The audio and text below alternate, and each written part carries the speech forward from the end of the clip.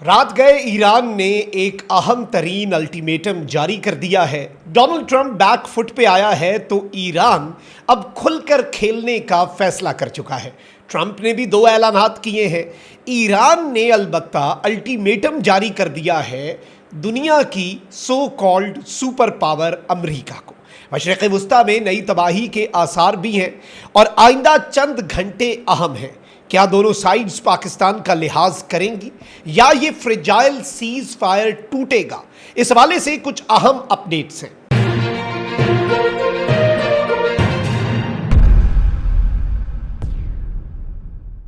बिस्मिल्लाहिर्रहमानिर्रहीम, अस्सलाम वालेकुम। मैं हूं मखदूम शहाबुद्दीन। 24 अप्रैल 2026 जुमअतुल मुबारक का बाबरकत दिन। नाज़रीन इकराम, एक जानिब तो ईरान और अमेरिका के दरमियान डेडलॉक है, लेकिन इस डेडलॉक के बावजूद सीज फायर अपनी जगह पर कायम व दायम है। ईरान के दारुल हुकूमत तेहरान की वेस्टर्न साइड पर वेस्ट तेहरान में कुछ धमाके भी सुने गए रात को। ईरान का एयर डिफेंस सिस्टम भी एक्टिवेट हुआ, लेकिन ईरान ने ना ही इसराइल ना ही अमेरिका को बराह रास्त इन हमलों का जिम्मेदार करार दिया, ना ही ईरान ने इस सीज फायर के खत्म होने का ऐलान किया। लेकिन इसके बावजूद ईरान ने एक बड़ा अल्टीमेटम जारी कर दिया है और ईरान के वजीर खारजा अब्बास अराक्ची की तरफ से एक अहम तरीन स्टेटमेंट जो है वो सामने आई है। उस स्टेटमेंट से पहले डोनाल्ड ट्रंप की कुछ स्टेटमेंट्स को भी हमने एनालाइज करना है। डोनाल्ड ट्रंप जो है उसने अब जो बयानात दिए हैं ईरान के हवाले से वो बड़े इंटरेस्टिंग हैं। एक जानिब तो लबनान के सीज फायर के हवाले से भी एक मस्बत खबर आई है और यूं लग रहा है कि अमेरिका ने इसराइल को एक मरतबा फिर मजबूर कर दिया है कि वो लबनान में जो सीज फायर है उसे एक्सटेंड करे। डोनाल्ड ट्रंप ने लबनान के सीज फायर की एक्सटेंशन का जो ऐलान किया है, इससे एक मरतबा फिर ये उम्मीद तो पैदा हुई है कि ईरान के साथ अमेरिका की जो पीस डील है वो हो सकती है और पाकिस्तान के एफर्ट्स इस ज़िमन में जो फ्रूटफुल हैं वो भी हो सकते हैं। ये सारी की सारी डिटेल्स बहुत इंपॉर्टेंट है, मैं एक एक करके आपके सामने रखता हूं, लेकिन उससे पहले इस वीडियो को लाइक कर लें। कमेंट सेक्शन में पाकिस्तान जिंदाबाद का नारा आपने ज़रूर लिखना है। नाज़रीन इकराम, सबसे इंपॉर्टेंट चीज़ यह है कि डोनाल्ड ट्रंप जो है वो आबनाए हुर्मुज़ के बंद करने को अब जस्टिफाई करना शुरू हो चुका है। ईरान ने कहा आबनाए हुर्मुज़ हम खोलते हैं। डोनाल्ड ट्रंप ने ट्वीट कर दिया शुक्रिया ईरान का, लेकिन उसके बाद इसने कहा कि मैं तो अपना ब्लॉकेड जारी रखूंगा। मतलब आबनाए हुर्मुज़ जो है वो खोला और फिर उसके बाद अमेरिका ने ब्लॉकेड की बात की तो ईरान ने बंद कर दिया। अब ट्रंप कहता है कि वो हमारे पास आए, उन्होंने कहा अब ये यू टर्न नहीं तो और क्या है, ये आपने फैसला करना है। ट्रंप कहता है कि वो हमारे पास आए और उन्होंने कहा कि हम तो आबनाए हुर्मुज़ खोल देंगे और मेरे लोग जो हैं वो बड़े खुश हुए, सब बहुत खुश हुए सिवाय मेरे, यानी सारे खुश थे। अमेरिका में भी सब खुश हुए, लेकिन मुझे पता था क्या हो रहा है। I said wait a minute, मैंने कहा जरा रुको, if we open the strait that means they are going to make $500 million a day.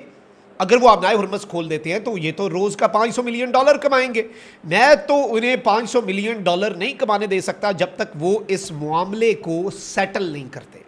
अब मैं ये समझता हूं कि एक बड़ी इंटरेस्टिंग इस सब के अंदर एक एस्पेक्ट है और इस एस्पेक्ट को आपने समझना है और सर धुनना। डोनाल्ड ट्रंप ने एक तरह से ये कह दिया है कि ईरान हमारे साथ डील कर ले तो आबनाए हुर्मुज़ से टैक्स ले। बरतानिया और फ्रांस 30 मुल्कों को लेके बैठे हैं कि आबनाए हुर्मुज़ का क्या करना है। अमेरिका का तो बहरी जहाज गुजरते ही इतने खास कोई नहीं है, टैक्स अमेरिका ने नहीं बाकी मुल्कों को, मिडल ईस्ट को और यूरोप को देना पड़ जाना है। और आप सोचें अमेरिका भी एग्री हो जाए, ईरान भी एग्री हो जाए, यहाँ से टैक्स होने तो बाकी किधर जाएंगे। तो ट्रंप एक मास्टर स्ट्रोक खेलने की बात कर रहा है, लेकिन ट्रंप ईरान का मुतालबा मान रहा है कि आबनाए हुर्मुज़ पे आप $500 मिलियन दिन का कमाना चाहते हैं, लेकिन जब तक फाइनल डील नहीं ना करते उस वक्त तक मैं आपको $500 मिलियन नहीं कमाने दूंगा। इसका मतलब क्या है? इनडायरेक्टली इसे आप जरा एनालाइज करें तो इसका मतलब तो ये हुआ कि मैं आपको $500 मिलियन कमाने दूंगा, मेरे साथ डील कर लें। फाइनल डील रीच होती है, फाइनल एग्रीमेंट होता है, इस्लामाबाद अकॉर्ड साइन होता है, तो ये $500 मिलियन दिन का कमाओ, जितना पूरे मुल्क की इकॉनमी है उससे ज्यादा आप आबनाए हुर्मुज़ से कमा लो। फिर इसके साथ ही साथ डोनाल्ड ट्रंप ने ईरान का एक और देरीना मुतालबा जो है वो पूरा करा दिया और डोनाल्ड ट्रंप ने जो लबनान का सीज फायर ऑलरेडी चल रहा था ईरान के मुतालबे पर और इसराइल उसकी कुछ वायलेशंस भी इसराइल ने कहा कि हिजबुल्लाह ने की, हिजबुल्लाह ने कहा कि इसराइल ने की, लेकिन डोनाल्ड ट्रंप ने अनाउंस कर दिया है कि 3 हफ्ते के लिए लबनान और इसराइल का सीज फायर एक्सटेंड हो चुका है। ये एक सिग्निफिकेंट डेवलपमेंट के तौर पर देखी जा रही है चीज़, क्योंकि ये एक क्लियर साइन है कि अमेरिका और ईरान के दरमियान डील अभी भी जो है वो पॉसिबिलिटी है और अमेरिका का इस सीज फायर को एक्सटेंड करवाना, क्योंकि शुरू में तो अमेरिका कह रहा था लबनान वाला इशू हमारा मसला ही नहीं, ये सीज फायर डील का हिस्सा ही नहीं, लेकिन फिर पाकिस्तान ने कहा नहीं, ये डिसाइड हुआ था, हम हक की बात करेंगे, ये डिसाइड हुआ था कि ईरान का सीज फायर और लबनान का सीज़ फायर एक दूसरे के साथ नत्थी हैं, कनेक्टेड हैं।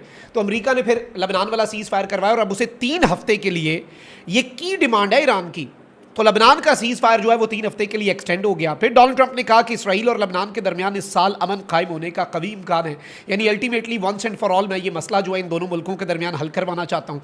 फिर ट्रंप ने आबनाए हुर्मज़ पर एक तरफ तो मुकम्मल कंट्रोल का दावा किया, लेकिन वहीं दूसरी जानिब इसने कहा कि हम आबनाए हुर्मज़ खोलने के लिए तैयार हैं और हम ईरान के साथ अभी भी मुआहिदा कर सकते हैं। बेहतर डील के लिए ईरान को मौका दे रहा हूँ, बेहतर डील होने की सूरत में आबनाए हुर्मज़ को खोल दिया जाएगा।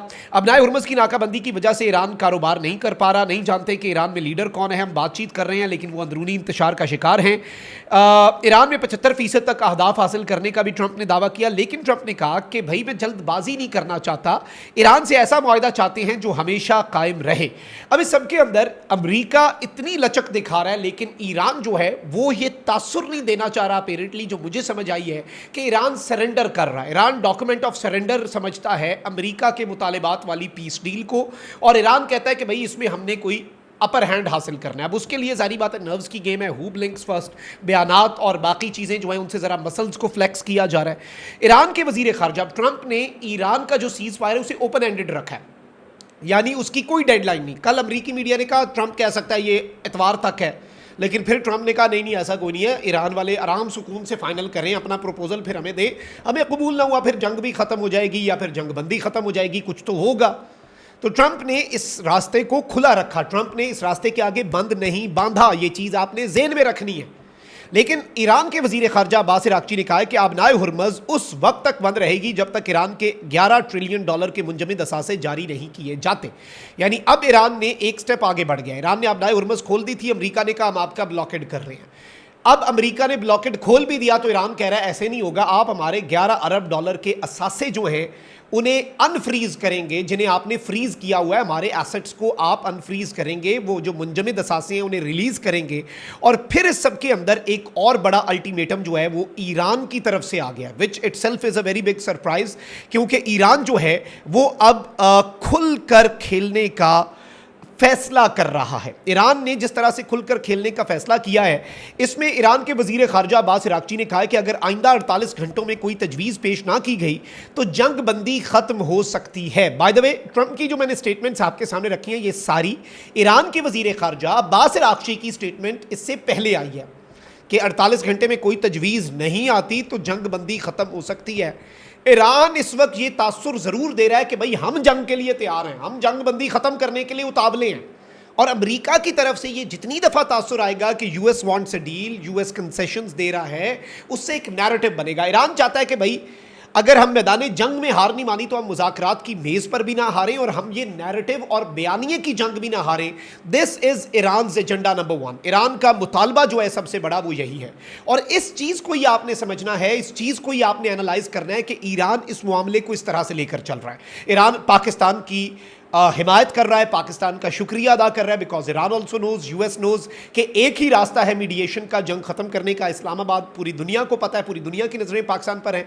इसीलिए ईरान बार बार ये भी क्लियर कर रहा है कि भाई ये जो एक नैरेटिव बनाया जा रहा है वेस्टर्न मीडिया की कुछ आउटलेट्स के, भाई ईरान और पाकिस्तान में कोई इख्तलाफ, भाई क्यों होगा, मीडिएटर का तो काम है, वो हमारा तो, हम उनका शुक्रिया अदा करते हैं, वो हम पे ट्रस्ट करते हैं। अब आगे डील तो उन्होंने अमेरिका से करनी है ना, सुलह उन्होंने अमेरिका से करनी है, साढ़े नाल केड़ी लड़ाई है। तो वो जो इस तरह का तासुर बनाने की कोशिश कर रहे हैं, ऐसा कुछ भी नहीं है।